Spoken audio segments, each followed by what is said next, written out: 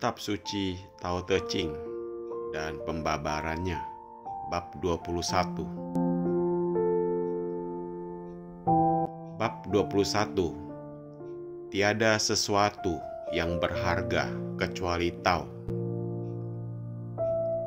1. Kebajikan yang terbesar hanya yang sesuai dengan Tao. 2. Tao sebagai benda bersifat samar-samar. 3. Di dalam kesamaran itu, dengan sepintas lalu, dapat dilihat adanya sesuatu sifat.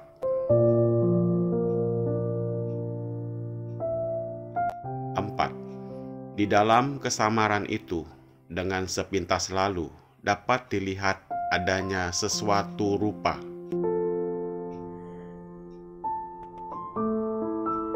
5. Di dalam keadaan tersembunyi dan di antara kegaiban terdapat intisari.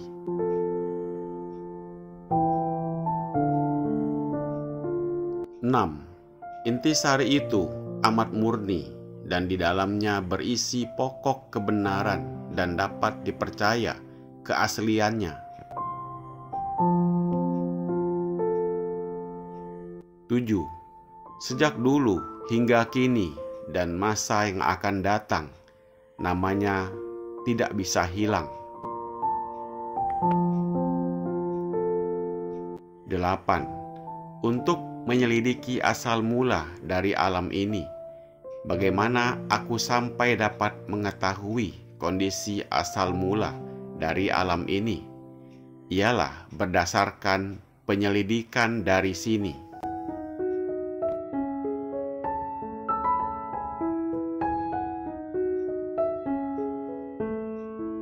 Apabila memahami dan meyakini kitab Tao Te Ching, senantiasa kita akan mendapat kenyataan dari sifat Tao yang amat luhur dan gaya kekuatannya yang tak ternilai besarnya, serta kebajikannya yang tak ada bandingannya.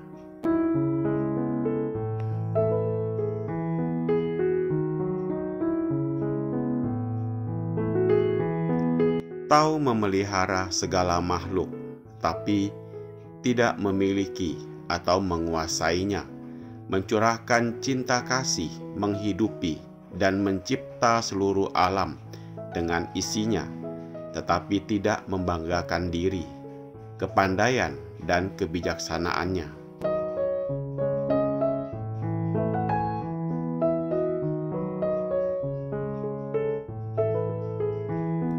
Menolong dan membuat jasa-jasa, tetapi tanpa meminta upah, tanpa minta pujian dan pembalasan budi. Maka hanya kebajikan dari Tao sajalah yang dapat dibuat contoh dan teladan oleh manusia. Misalnya seorang budiman yang sesuai dengan Tao, walaupun besar kekuasaannya, tinggi kedudukannya, dan kaya raya harta bendanya, namun tidak sombong dan tidak membangga-banggakan dirinya.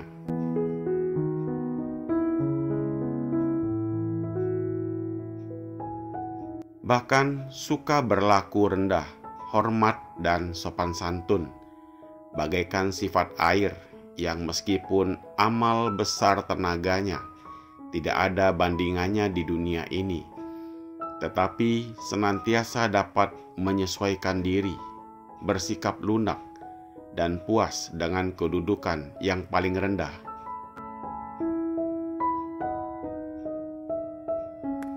Demikianlah sifat Tao yang sesuai dengan kebajikan yang paling tinggi di seluruh dunia. Pasal 1.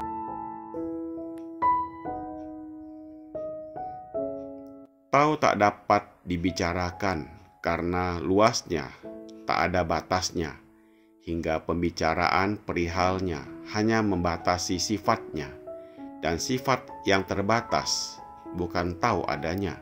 Pasal 2. Walaupun dikatakan bahwa Tao itu tak mempunyai rupa dan tak mempunyai sifat, akan tetapi bukan berarti Tao itu tidak ada. Telah dikatakan oleh Lao Tzu bahwa Tao itu ada dan keberadaannya tak dapat disangkal kebenarannya.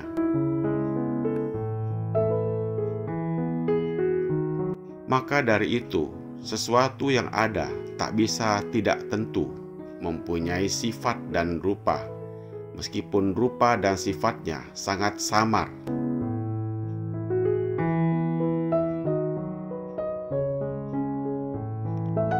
Terbukti dengan ucapan Lao Tzu yang mengatakan bahwa ada suatu benda yang gaib dan samar, yang usianya lebih tua dari langit dan bumi, sifatnya kekal dan abadi. Aku tak mengetahui namanya. Dengan secara paksa, aku menyebutnya Tao.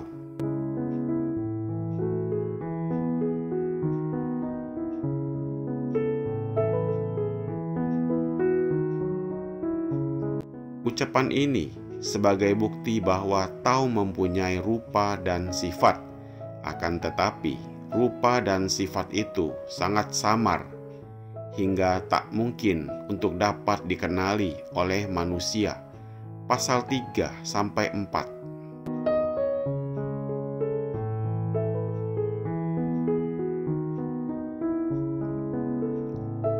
Beberapa ungkapan ini membentangkan secara gaib dan samar adanya sifat Tao itu. Akan tetapi di dalam kesamarannya terdapat intisari yang mempunyai gaya gaib sangat besar yang dapat mencipta segala sesuatu.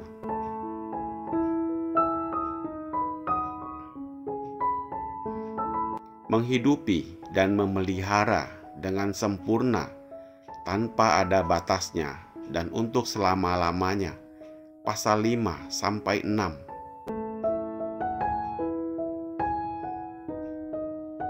Terhadap hukum alam yang besar itu, walaupun tiap-tiap bangsa manusia mempunyai sebutan sendiri-sendiri, misalnya Allah, God, Tuhan, Tian, dan sebagainya, tetapi wujudnya hanya satu dan sifatnya kekal abadi, serta untuk selama-lamanya, tak bisa lenyap. Pasal 7.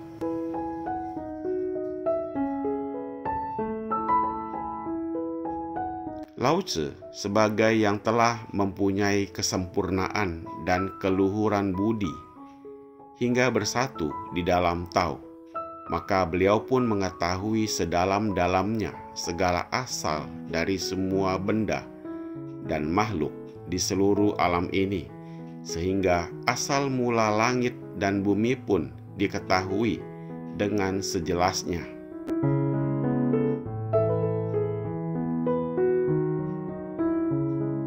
Pengetahuan dari semuanya ini berdasarkan atas pengertian tentang pokok asal mula yang oleh beliau disebut Tao.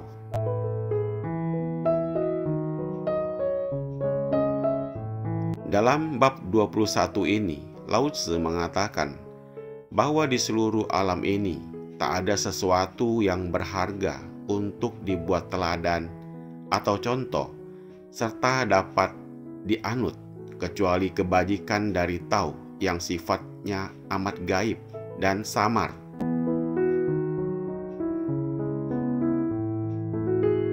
Akan tetapi, di dalam kesamaran itu, dengan sepintas lalu terlihat adanya rupa dari sifat. Oleh karena itu, keberadaan Tao itu diakui sebagai kenyataan. Sesuatu yang ada tentu juga menunjukkan sifat dan rupa, walaupun sangat samar dan gaib.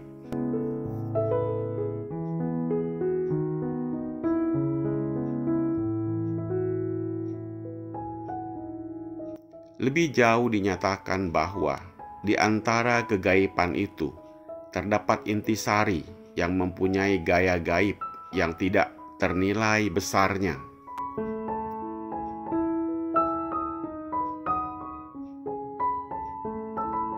sehingga dapat mencipta, menghidupi, dan memelihara segala makhluk di seluruh semesta alam ini dalam waktu yang tak terbatas.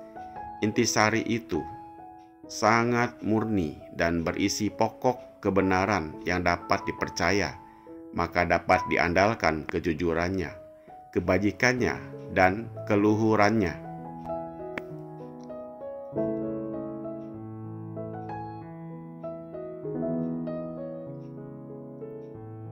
Sehingga sejak dulu hingga kini dan masa yang akan datang, tak akan bisa lenyap.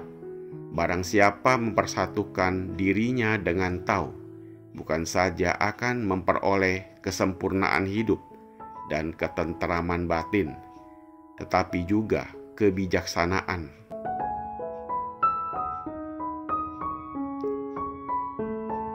Sehingga mengetahui pokok asal mula dan hal ihwal segala benda, makhluk dan umat Tuhan di seluruh alam dunia ini, dan semuanya ini berdasarkan ketentuan yang telah diterangkan di atas, pasal 8.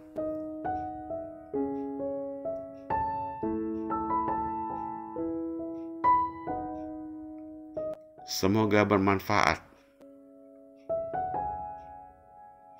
Terima kasih.